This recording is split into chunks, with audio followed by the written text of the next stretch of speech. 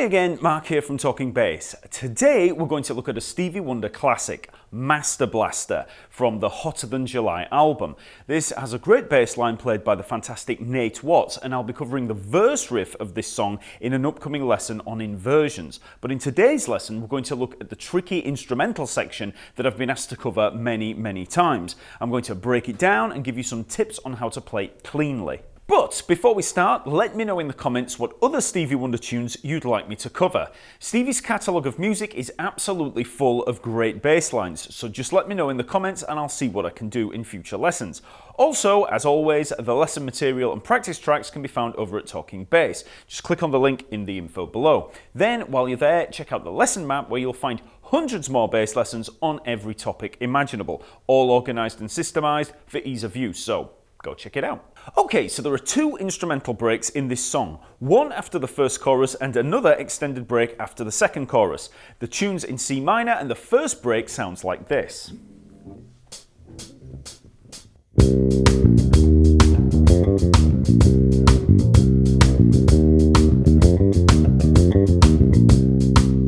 So let's have a look at the notes in here first. As I mentioned, we're in C minor and we begin on a C, 3rd fret of the A string.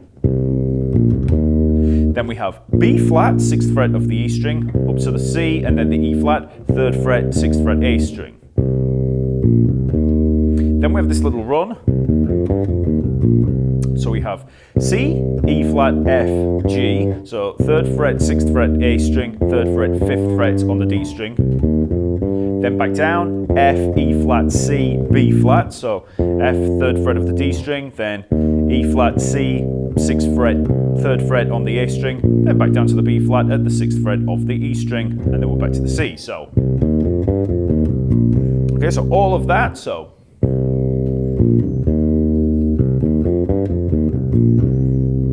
After that opening phrase, we have a little turnaround pickup of G, B flat, C, 3rd fret, 6th fret, E string, and then to the 3rd fret of the A string. So all of that together.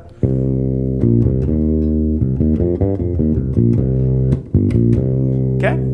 The second half of the line is almost the same as the first, but we have a little repeat on the triplet. So the line sounds like this.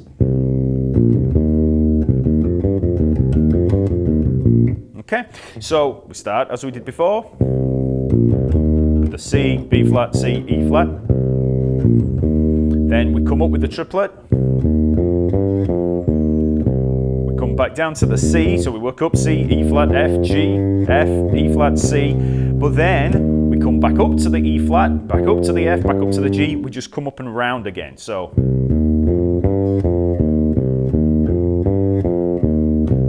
Then eventually down to the B flat at the 6th fret of the E string and back to the C, 3rd fret of the A string. Okay, so it's all there on the on-screen sheet music and tab, so you can just work through that, but it's pretty much the same. So you just have to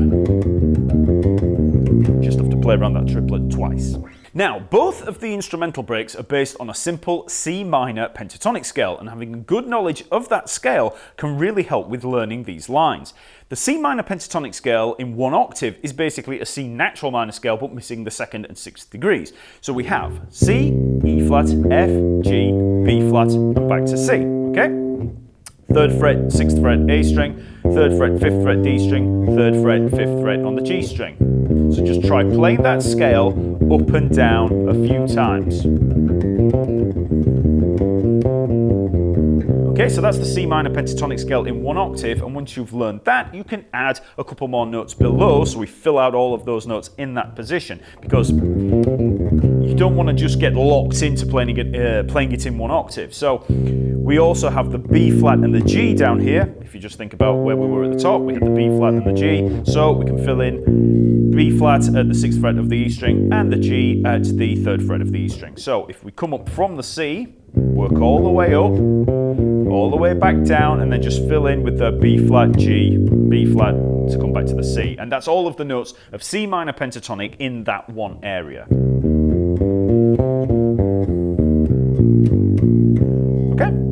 So when you have a good understanding of that scale and all the notes in that area, learning this line can become much easier. So now if you play back through the line, you can see how we're actually working around these notes. know, when we come down to the G and the B flat, there's that little turnaround pickup. We're using those two notes that I showed you down on the E string to lead back up.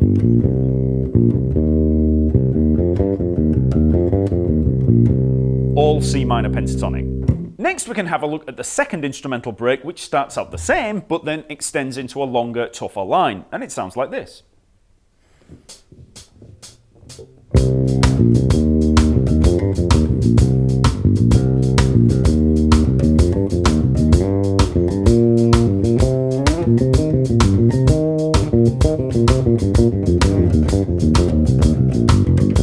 Okay? So, the first few bars are the same as the line that we've already covered.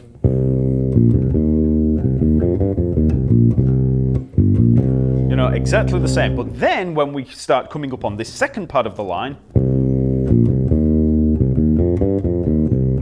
instead of repeating round, instead of repeating that, we play. When we get back up to the E flat at the 6th fret of the A string, we slide up into the G at the 5th fret of the D string. So, let's just hear that. Okay, and with the start of the line as well.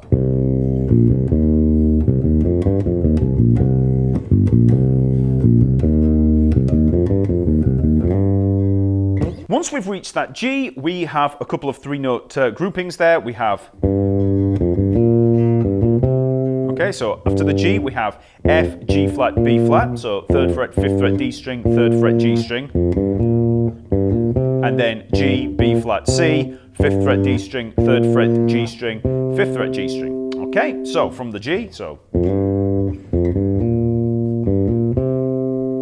Okay, so all of that line.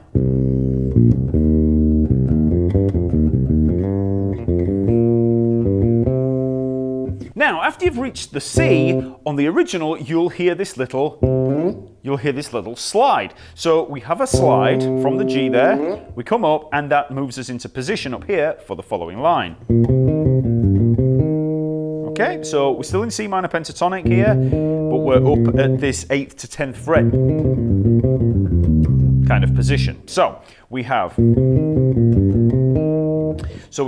B flat to C, 8th fret to 10th fret on the D string, then up to the E flat at the 8th fret of the G string, and then back down, C, B flat, 10th fret, 8th fret, D string, then down to the G, 10th fret of the A string, then back up, B flat, C, 8th fret, 10th fret, D string, and then we're back up at the E flat at the 8th fret of the G string. So when we include the line from the G there,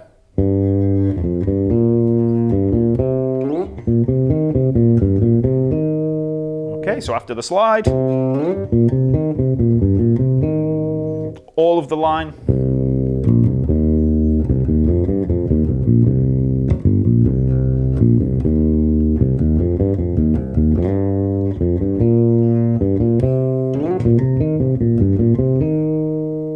for the next line, we have a long descending pentatonic run in triplets that sounds like this.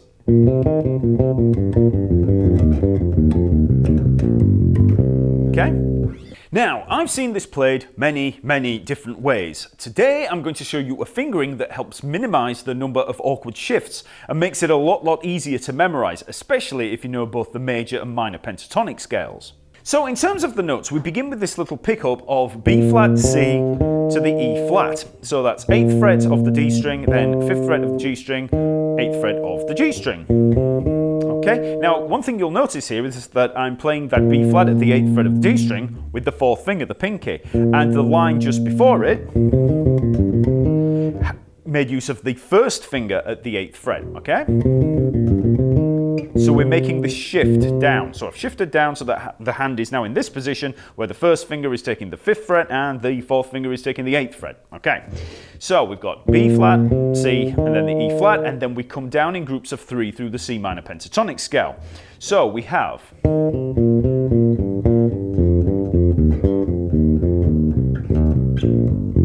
okay, so those notes are E flat, C, B B flat. So we've got 8th fret, 5th fret, G string, and then the 8th fret on the D string. And then we come down again, C, B flat, G, 5th fret, G string, then 8th fret, 5th fret on the D string.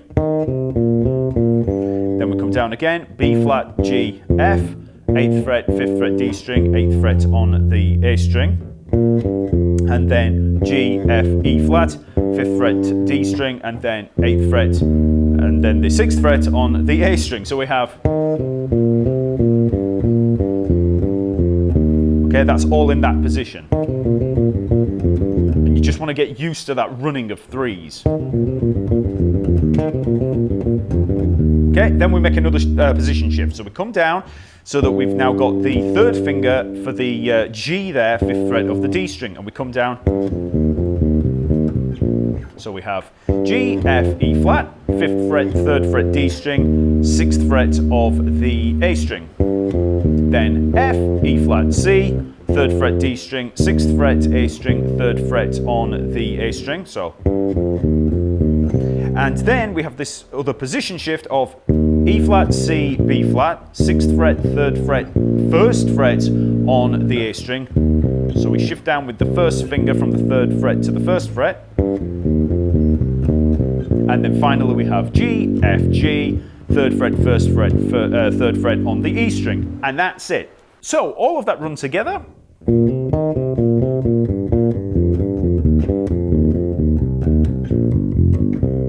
So you can see there that there's not many position shifts at all. There's just 2. We've got,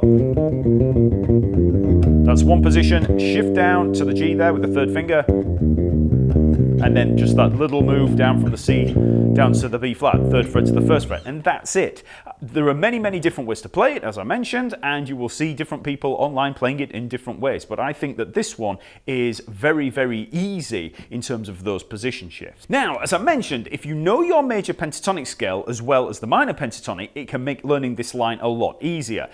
So the major pentatonic that we're going to look at is the E flat major pentatonic, which is the relative major of C minor. So for this pattern, we have the following. Okay, so this is pretty much the E flat major scale, but we're missing the 4th and the 7th. So we've got E flat, F, G, B flat, C, E flat. So in terms of the frets there, I'm playing 6th fret, 8th fret, A string, then 5th fret, 8th fret on the D string, and then 5th fret, 8th fret on the G string. So that's an E flat major pentatonic. So to begin with, just get used to playing that up and down if you don't already know it. Okay? So if we look at that descending run, if you were to think of the E flat major pentatonic scale followed by the C minor pentatonic scale, it makes things a lot easier. So I'll show you what I mean. So when we begin that final line,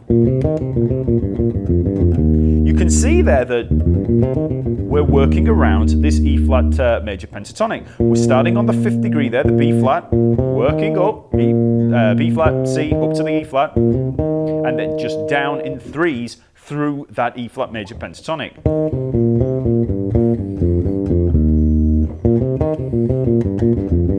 So that's the E flat major pentatonic bit, and then when we shift into the C minor pentatonic part. So again, we're on the 5th there, the G.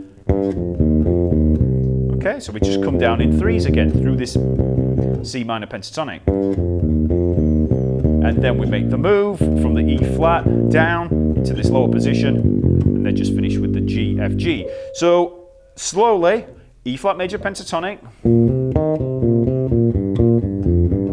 C minor pentatonic, and that's it. So now we can put all of that together and work through it incredibly slowly. So we have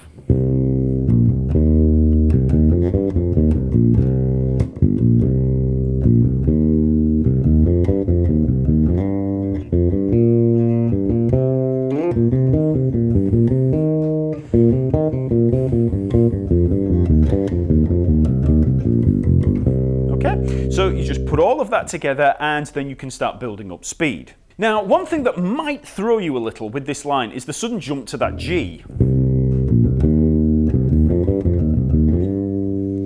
And how that affects the rhythm and timing. Now, the effect is that we've put a little bar of 2/4 in there. So that G can sound like this sudden, entry, and then everything continues as normal until we have what seems like another bar of 2/4 to bring us round at the descending line. But really, the song is all in 4/4. If you count 4 through that whole section, it all works fine. The jump to that G simply gives the impression of a bar of 2. So, it throws the listener a little bit and adds some cool, rhythmic interest into proceedings. So you don't really have to start thinking about, oh, I've got to count this bar of 2/4. I've put it there in the music, but don't worry about that too much. As long as you know, to slide up into that G and that it might catch you out a little bit, that's all you need to worry about. So start out slow, playing this line away from the original, the track, or a click. Just get those notes under your fingers and practice all the position shifts before trying to perform it all nice and in time. Start slow, build up speed, and then you can try it with the track.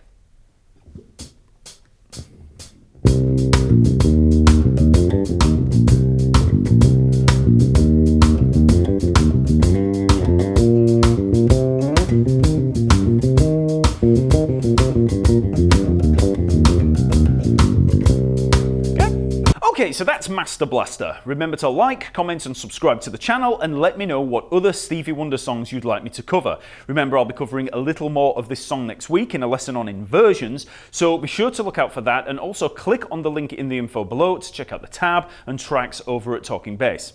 Okay, I'll see you next week.